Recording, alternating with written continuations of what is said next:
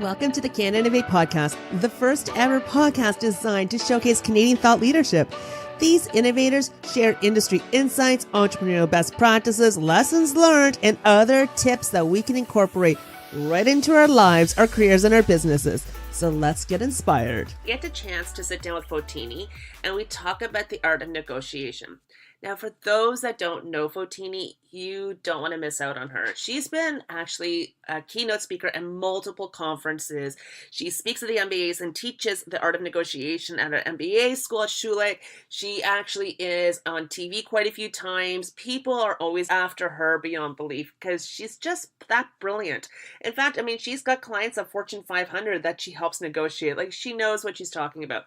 And this episode is really important as we end the year and we start thinking about the new year. We start thinking about some of our goals that we have for ourselves. And maybe there's some areas that we want to negotiate. She actually showed me about multiple areas of my life that I could be negotiating in that I did not realize that I could actually negotiate. So she talks about that. She also talks about some really, kind of key lessons that people are and big mistakes people are making. And she talks about that and some tips, especially around job offers. There's a lot of areas of jobs that we can actually negotiate that we don't realize. She talks about the gender differences, about how we negotiate. We have a lot of great laws, but she actually has so much value and information to provide out there. This is kind of one of those life skills that none of us got taught, and she's out there teaching and empowering the rest of the world. So you're going to want to listen to this episode. And I think it's the perfect end for a year and the perfect beginning episode for the new year as we think about all of the new things that we want to master. I hope you enjoy it. I can't wait to hear your feedback. So, hey, innovators, I got a tasty treat for you this week. This lady has been nicknamed the Negotiator as a child. We've got Fotini Iconomopoulos. Fotini, did I do it? Close, so close. So close. I've been trying to read the last name. It's Iconomopoulos. That's it. You got it this time. Yay! I am so excited to have her here because she has been seriously honing her skills in her entire life. For the last decade, she's actually been empowering Fortune 500 executives and their teams to achieve their objectives through her expertise in negotiation, communication, and the art of persuasion.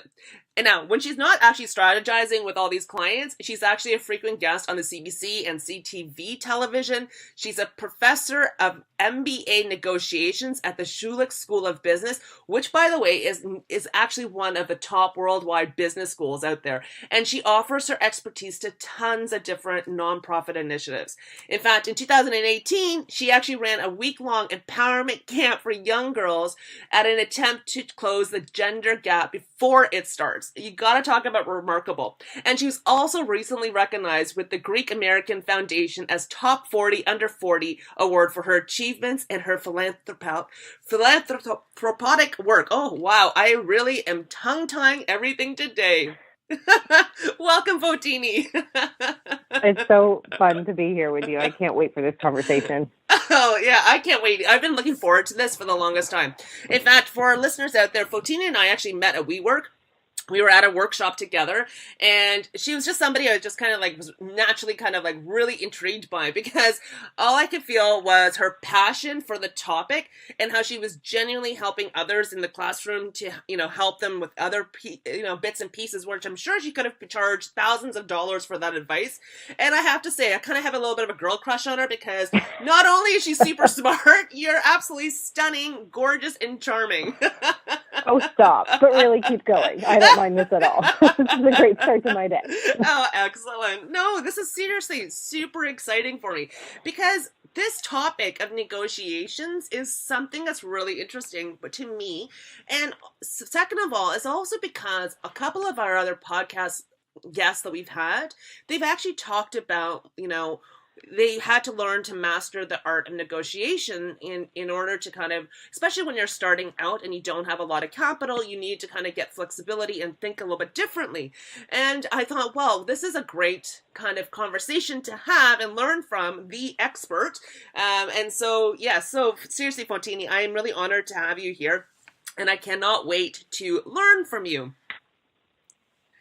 I can't wait to share with you. So let's get going. All right. So I have to ask, how did you get labeled as a negotiator as a child? I was the black sheep of the family, which naturally went into the negotiator title. Basically, if you've ever seen the movie My Big Fat Greek Wedding, that was my life. So I had to negotiate my way to prom, to school trip, to going away to university, to all of these things. Like, it was just an uphill battle every step of the way. So I just feel like I've been constantly negotiating with my father in particular. And every so often, if I was negotiating for, a longer bedtime, or my sister and my cousins would start to put me up to stuff as well and say, can you ask Dad for this and this? And he'd be like, I don't need to hear from you, negotiator. Like, it was just that common. And even, I think he said it to me a couple of weeks ago as well when I was home visiting. So it's something that has stuck. And it just was like, I'm faced with a status quo and I'm not cool with the status quo. So what can I do about it? Because there's so many things that my ambition is driving me to want to do. And that's really how it started from early childhood. Oh, that's amazing. So you're automatically the rebel right off the start. Whether they liked it or not. Yeah, that's great. It's great. So out of curiosity, how important is it to kind of master the art of negotiation as a life skill? I would say extremely. I mean, when I talk to my audiences, because I do a lot of keynotes, and some of the keynotes that I do are for people who don't think they do any negotiating. So not all negotiations look like the typical boardroom stuff. It's not always people in suits shaking hands. I tell people all the time, I have a severe nut allergy, and I've landed in the hospital more times than I can count, even though I'm super careful. And when you say the word allergy in a hospital, you are moved to the top of the list. You are supposed to be taken care of, prioritized over everybody. And even then, I find myself negotiating with the intake nurses and negotiating with the orderlies and negotiating with the doctors. Can you get me this service even faster? Can I get another dose of drugs? It's me talking to them to resolve these things that I need resolved to change my quality of life. And so that in itself is a negotiation. There's no money exchanging hands here in Canada, at least. But those are the things that people don't think about that they're negotiating all the time. If you spend time around children, they are the best negotiators. We have a lot to learn from kids because they do it without abandon. And, those are negotiations. Negotiation is about managing conflict. And so, it's tough to date as a negotiator, I'll tell you that much, because people go, oh, you're a negotiator, great, argue with me. And my job is to tell people, actually, that's the opposite of what I do. I actually try to prevent arguments.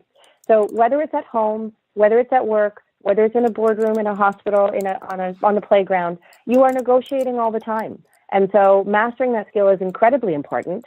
And I can tell you from personal experience, the more immersed I've been in the academics and the literature and the history of negotiation, the better my family relationships have become, because I'm better at preventing conflict. I don't even have to be managing it quite as often as I used to. So I'd say we have to negotiate all the time. So why not work on that skill that can help you every single day? No, that's really cool. Like, you're right. It probably would make you a better communicator as well, because you're able to see things from their side of what they need in order to be successful, and then kind of move around that. That's really kind of cool. So where do people actually get to learn to negotiate? Is this something they teach at schools or at university? Like, where do people learn, or do they learn? There's very few formal places where people learn. I'd say we learn by doing. So, people ask me, how did you learn? And I give them the answer about childhood. I was doing it all the time. And I learned by going, okay, this worked, this didn't work. Or talk to Dad on this day at this time when he's in this type of a mood, and don't talk to him at those other times. So you learn by doing primarily. There's very few courses that teach the subject. In business schools, I do think they are now starting to offer it as required part of the program for undergrads. And I know in the MBA program at Schulich, it is one of the most popular classes. Whether it's me teaching or somebody else, there's always a wait list for it, because people recognize it is a life skill that you really should be mastering. A lot of organizations, like my clients, will hire somebody to do professional development training, and that's where I come into play. Publicly, there's not a lot of options, because I've had friends and clients ask me, can I come register for your class even though I'm not an MBA student? And the answer is no, you can't, because there's already wait lists for people who are students. And I've done the research looking for public options for it, and they just don't really exist, or at least not great ones from people who specialize in the subject. So as a result, I actually am running my own workshop in a couple weeks' time. It's going to be downtown in Toronto at Spaces, and it's a 2-day intensive 8:30 to 5 o'clock, call yourself out of office. Don't expect time to check your phone because I'm going to immerse you in it 24/7 for that time slot. There's not a lot of great options, but there's some really good books on the subject. I just find that for the subject specifically of negotiation, experiential learning is critical because I can lecture at you until the cows come home. But my favorite piece of teaching is videotaping people and breaking it down and having them see for themselves what they did or didn't do according to my instructions and how that impacted things. So experiential learning, I think, for negotiation specifically has way more bang for your buck than spending hours and hours reading books. No, this is really great advice. I'm a learn by doing person, and I always think, oh gosh, I always have a saying that you know what you know, but you don't know what you don't know. And yes. There's so many elements when I'm like, oh wow, like there's so much I don't know about negotiations. Like, for example, I didn't know you can negotiate at a hospital. Like, what other areas in parts of their lives can people negotiate? Like, I know there's career, job offers, vendors, but what other areas could people think about where they can negotiate in life? Where can't you is my better question. Because, I used to work in retail when I was in high school. And I can tell you there was always 10% wiggle room, even for the 17-year-old. You didn't have to even talk to a manager to get 10% off. When I took my first formal negotiation training back when I was working for another organization, I went to Best Buy the following day and bought a home theater system and got a fantastic deal. So there's lots of those opportunities on a regular basis in retail. But I tell people to think of the stress that you can eliminate in your life with negotiations. So it's not just about the job offers. It's not just about the mortgages. It's not just about the cars. And every time I tell a story like that and I say it's not just about, people went, you can negotiate for a mortgage? You can negotiate for a car? You can negotiate anything if you give it a shot. And even with your peers, like if you're at work and someone says, can you help me with this project? That's a negotiation. Sure, if you can help me with this other project, I'd be happy to help you with this one. Or if you can extend this deadline, I'd be happy to help you with that. Or if you can provide the data all summed up, absolutely, I'd be happy to involve you in that. Now I've just negotiated my way out of some significantly more stressful situations, or the burnout. You can negotiate your way out of burnout because women specifically also tend to take on a lot more stuff. They're afraid of saying no. So instead of saying no, how about you try negotiating your way out of it? Or negotiating an a better opportunity for both people involved. There are so many opportunities to negotiate. We just tend to overlook them. Oh, that's amazing. It's so funny that you say that about the, women and men, because there's the Apprentice show, which actually the UK version has this one with Sir Alan Sugar, which I absolutely love it. But they always have this one challenge that kind of makes me giggle because it's men versus women, and they have to get a bunch of items on this list, and they only have so much money and so much time to do it. Now, the women always seem to complete the list, but they always seem to lose, even after the guys may miss items, get penalties, and so on. Is there kind of a difference of how men and women negotiate? Yes. The short answer is men do it more. The long answer is women are more cooperative in how they negotiate. So it's funny that you mentioned women get it all done, or they get all the items, because they're cooperative and they will find ways to get stuff done.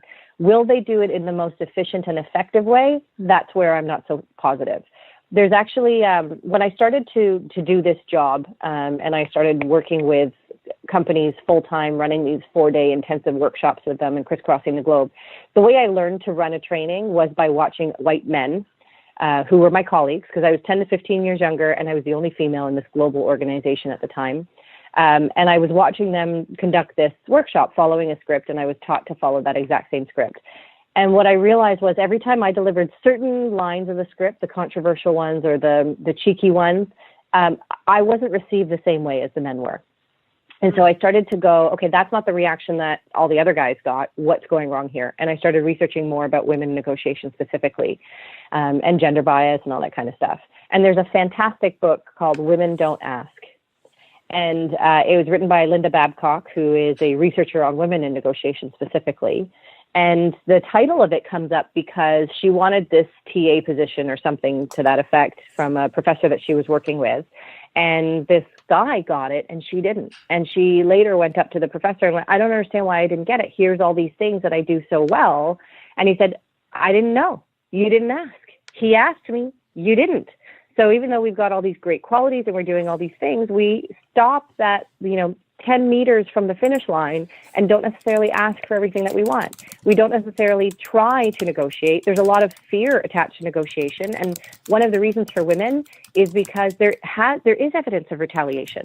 And so it's not about not doing it. It's about knowing how to do it effectively. The same way I researched, okay, this workshop is not going to work with that exact same script. There's a few things I need to tweak and change. When I'm going into a negotiation, I know if they're coming from a gender biased place, then there's a few things that I need to be more mindful of, and I might have to approach it a little bit differently than a male, but I'm not going to not approach it at all. So the statistics are a bit sad. Back in 2001, Linda Babcock did a study where, coming out of school, she found that 7% of women were negotiating their first salaries, and 57% of men were. So only 7% of women were even trying, and that broke my heart. So I get great joy out of helping my students negotiate their job offers when they're getting out of the MBA. And I have so many women approaching me during office hours over email and asking me for very specific advice because they're going, I'm really scared to. I heard that statistic and I see you doing it. I want to try it, but I don't know how. Can you just give me some courage to walk me through it? And so sometimes that's the differentiating factor, is A, having the courage, and B, knowing what do I need to do or say to mitigate that risk of retaliation. And there are some things that you absolutely can do. Women are really gifted at negotiating. They just don't do it enough. Is it because, 7%, I'm actually really astonished by that. Is it because we don't know what are the different elements we can actually negotiate in terms of, for example, a job offer? Is it, what is it that's preventing us? Like, is it just the fear?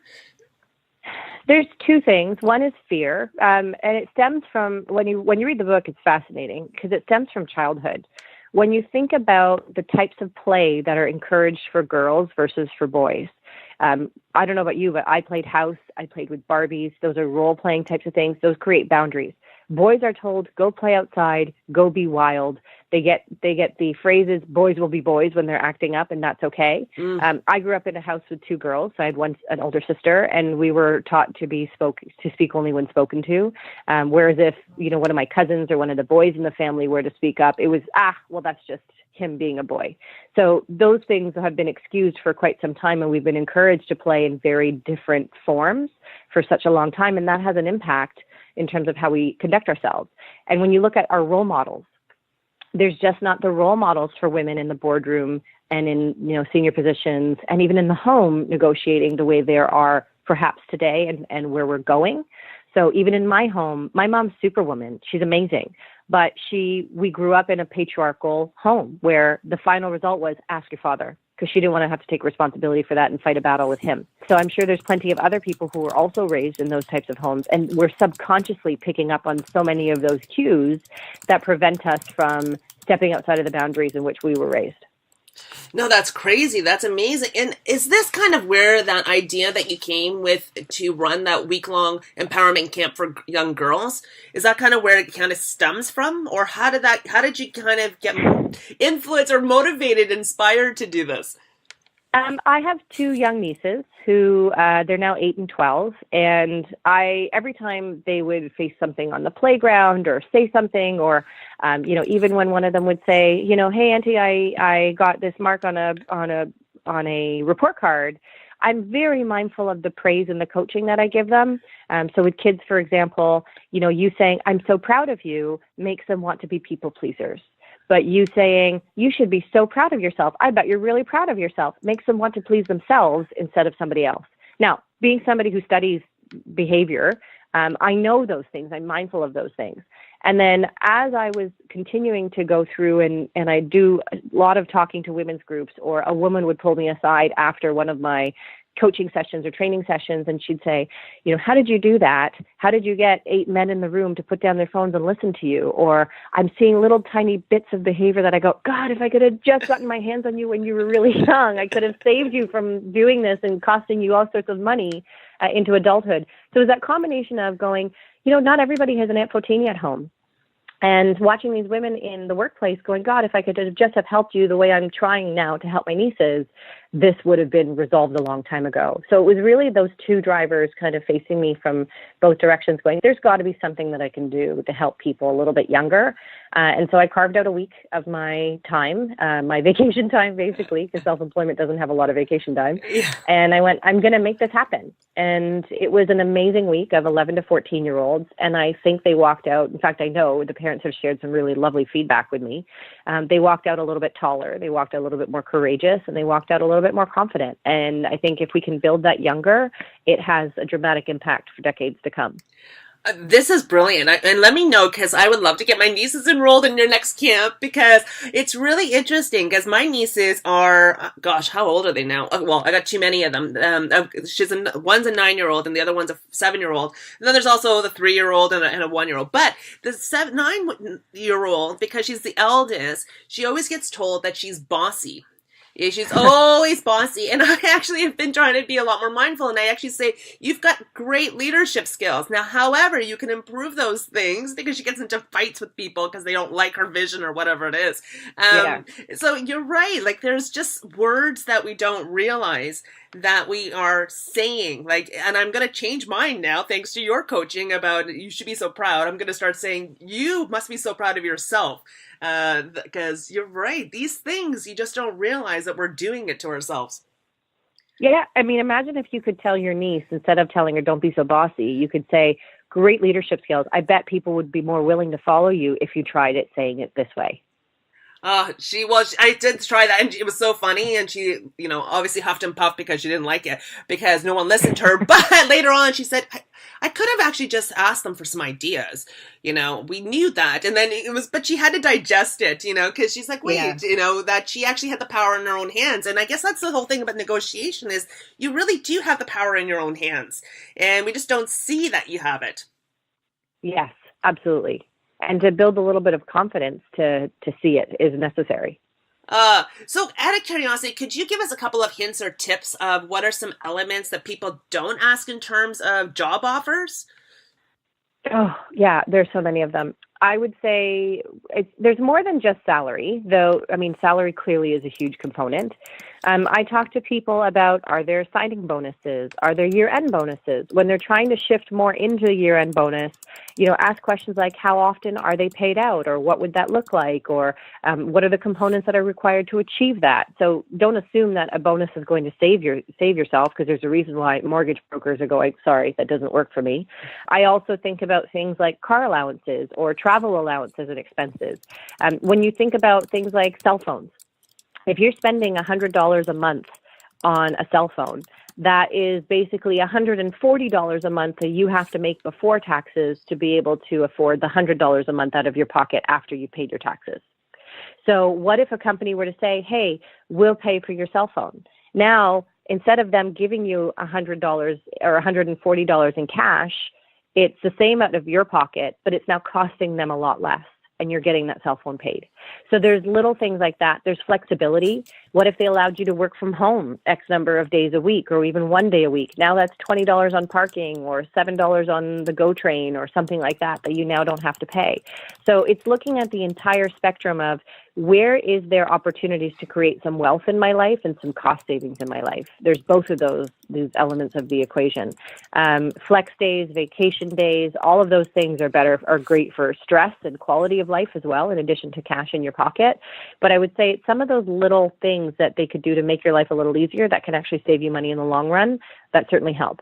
When it's time to negotiate salary, though, don't be afraid of asking.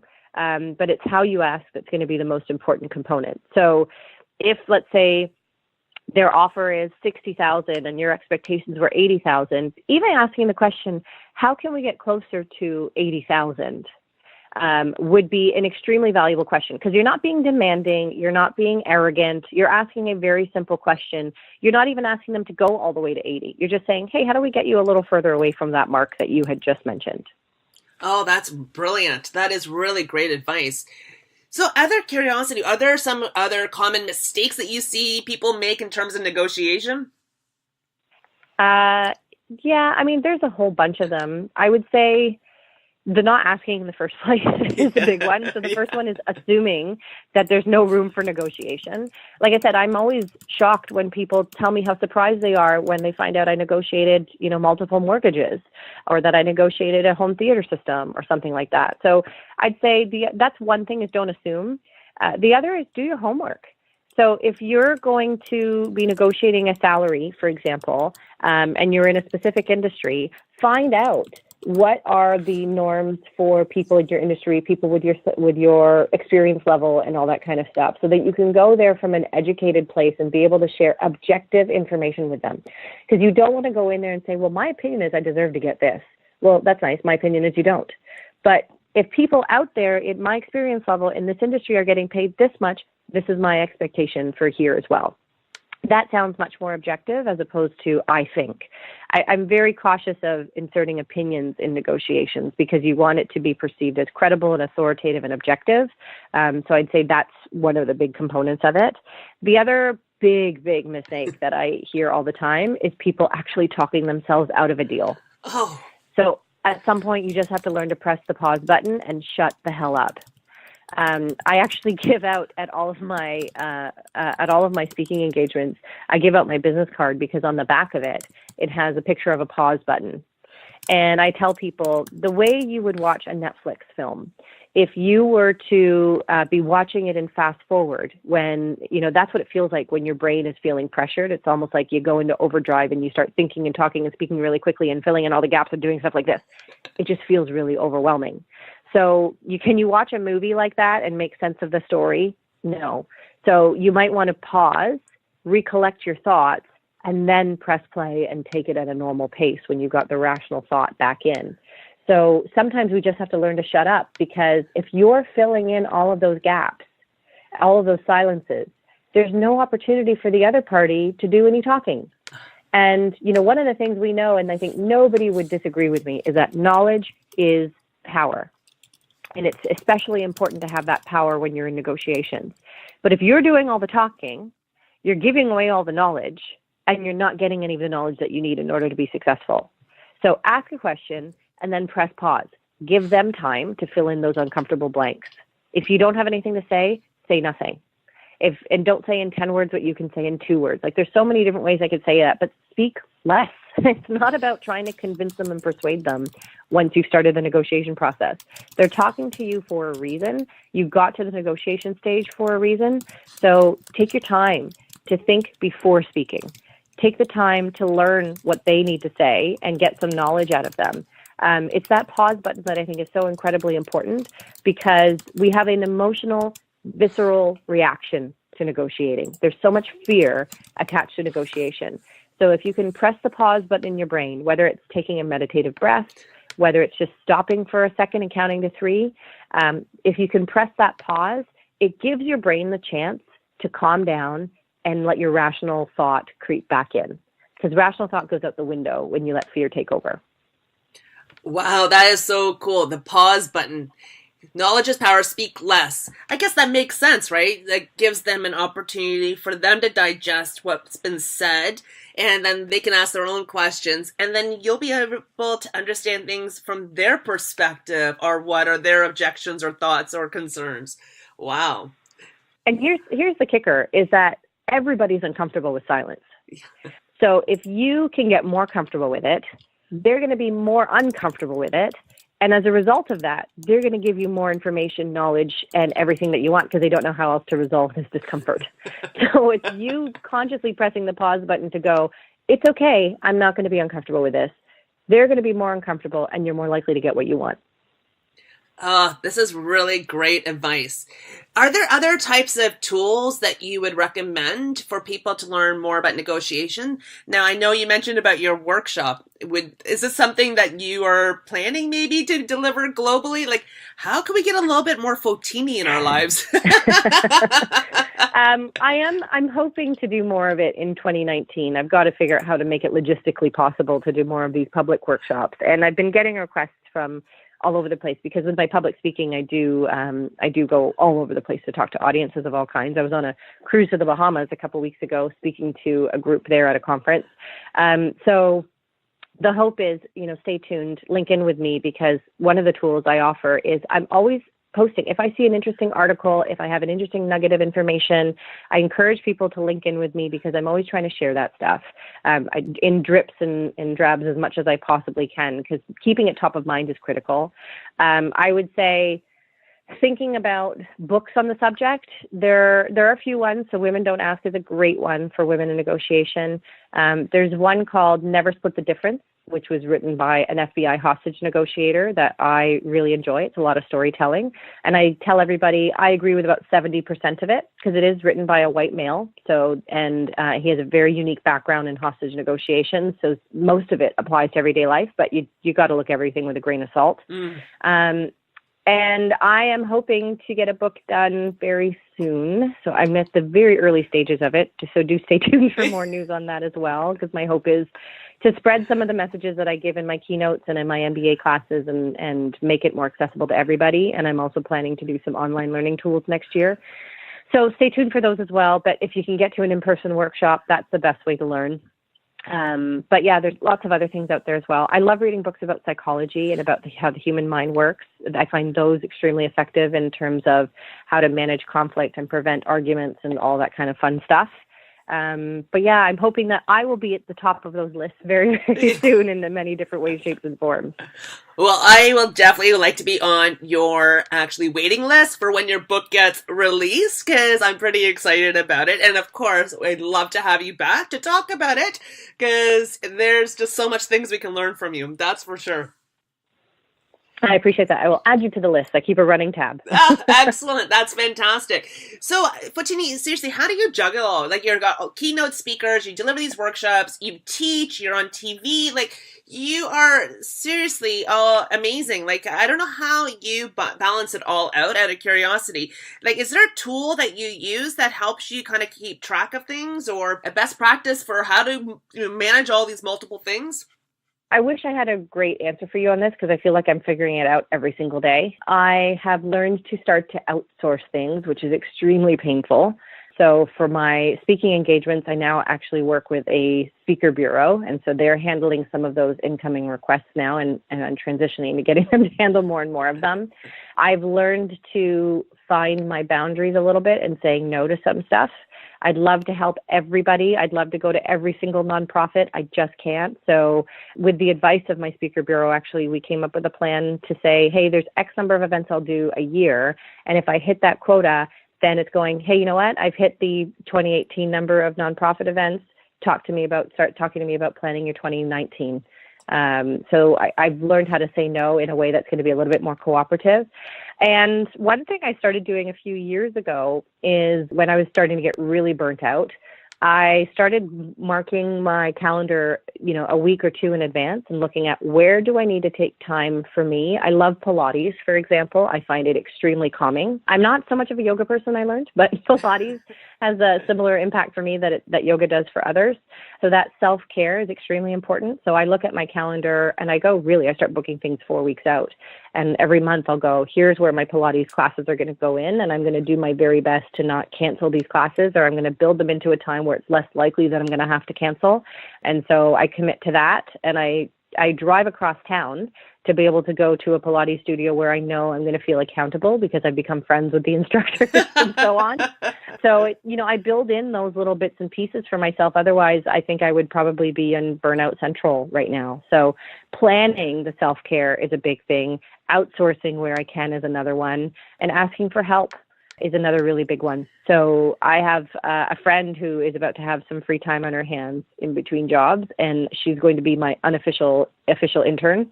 So she offered the help, and I am taking it. So that's going to help me tremendously. And I need to do more of that. I mean, that's something I haven't really done very, very well for most of my life. And so asking for help is a big one that I'm working on. Oh, that's because you can tell that your personality, you just love to give others. You just are that kind of heart. You always like to give and give and give. So I can see how that can happen. Yeah. I mean, I get so much out of it, but then I have to realize too, I need to have some gas left in the tank for me. You totally do. You totally do. So when you do get a bit of downtime, is there kind of a favorite restaurant or, hideaway or city, town or festival that you like to partake in? There's so many great things to offer in Toronto. And my friends are all foodies. So I'm really fortunate that they are the ones that open up my eyes to stuff. I don't have to do any research on my own. I'd say one of my favorites and probably the best burger in the city, if you're a meat person, is Richmond Station. And you really do have to make reservations there because I think it's been 6 years or so since they've been in business and they're busy all the freaking time. So that's definitely one of my favorites. They have a variety though. Like I've gone there with vegetarians and stuff too. So there's something for everybody in there. Oh, awesome. I'm going to go check it out because I'm a foodie too. And finally, how can our listeners connect with you? So I can put it all in the show notes. LinkedIn is the best way. You'll notice that if you try to look for my website, forwardfocusing.com, it's total and utter garbage because I haven't spent any time on that, and that's one thing I've yet to outsource. So LinkedIn is where I spend most of my energy from a social media perspective, and that's where I'm making announcements for any upcoming keynotes that are made to the public or workshops and things of that nature. I'm starting to get more Instagrammy, so you can follow me there as well. All of my social media handles are at Fotini Icon. But yeah, those are the best ways to stay in touch with me. And of course, reach out, send me a message. I'm always happy to answer questions when I have the time for them. And yeah, I think that covers it. Well, honestly, I'm definitely going to start following you. That's for sure. I will be your new LinkedIn stalker. So, and definitely on your waiting list for your book. I love it. So, honestly, seriously, thank you so much for your time. I mean, your gifts of wisdom, I cannot say thank you enough. And I'm sure the listeners are going to really appreciate it. I have really loved talking to you, and I hope to come back again soon. Absolutely. Done and done. That's a great negotiation. Sold. Thanks for tuning in this week. I hope you enjoyed this episode as much as I did. And next week, I got another really fun episode. You'll be surprised at the topics we're going to cover. But anyways, in the meantime, you don't have to wait till next week to connect with us. You can connect with us always on all the different social media links. You can even send us a review. That's another great place to give feedback. And of course, our new newsletter that has tons of new golden nuggets and of course, discounts galore. Actually, our tools section of the website also have it. And please feel free to nominate another innovator out there. And I can't wait to talk to you next week.